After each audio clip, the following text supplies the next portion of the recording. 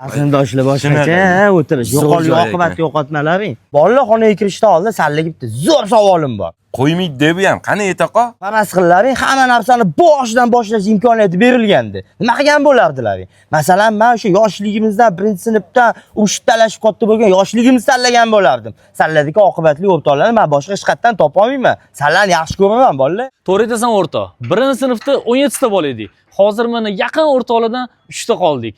Yana hayot menga qaytadan berilganda, men sizlarni tanlagan bo'lardim. Gaplaringdan xursand bo'ldim o'rtog'im. Lekin menga hayot qaytadan berilganda boy bo'lamanmi, kambag'al bo'lamanmi, nogiron bo'lamanmi, sog'lom bo'lamanmi? Yana qaytadan onamni farzandi bo'lib tug'ilishni orzu qilaman.